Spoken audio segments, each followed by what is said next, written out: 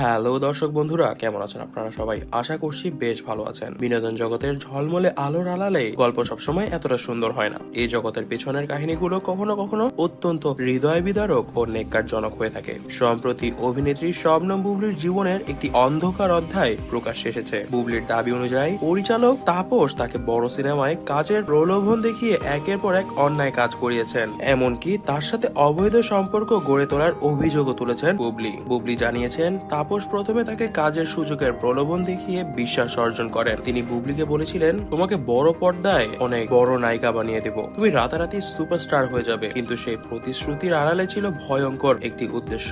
বুবলির ভাষায়, তাপস আমাকে ব্যক্তিগত সম্পর্ক গড়ে তুলতে বাধ্য করেছিলেন। তিনি কথা দিয়েছিলেন যে তার আসন্ন বড় বাজেটের সিনেমায় আমাকে প্রধান চরিত্রে নেবেন, কিন্তু সেই প্রতিশ্রুতি বাস্তবায়ন তো দূরের কথা, তিনি কাজের নামেও আমাকে শোষণ করেছেন। এমনকি আমার শরীরের প্রত্যেকটি অঙ্গ প্রত্যঙ্গ তিনি খুবই খারাপ ভাবে ইউজ করেছেন। বুবলির অভিযোগ এখানেই শেষ হয়নি। তিনি আরো জানিয়েছেন, তাপস তার ঘনিষ্ঠ সম্পর্ক গড়ে তোলেও তাকে যখন সম্পর্কে লিপ্ত করে, এরপর থেকে তাকে এড়িয়ে চলা শুরু করে। বুবলির অভিযোগ এখানেই শেষ হয়নি। তিনি জানিয়েছেন, তাপস তার ঘনিষ্ঠ সম্পর্ক গড়ে তুললেও পরে তাকে এড়িয়ে যেতে শুরু করেন। অবশেষে বুবলি বাধ্য হয়ে নিজের মান সম্মান রক্ষার্থে বিষয়টিকে প্রকাশ্যে নিয়ে আসেননি। তবে কিছুদিন আগে হঠাৎ করে বুবলি তার ভিতরের এই কালো অধ্যায়গুলো এক টক শোতে নিয়ে আসেন। বুবলি আরো যোগ করেন, আমাকে যে প্রতারণার শিকার হতে হয়েছে সেটা আমি আর কাউকে হতে দিতে চাই না, তাই এতদিন পর আমি আমার মুখ খুলছি এই ধরনের অত্যাচারগুলোকে নিয়ে। তাপস অবশ্য এই অভিযোগ পুরোপুরি অস্বীকার করেছেন। তার দাবি, বুবলির সঙ্গে তার সম্পর্ক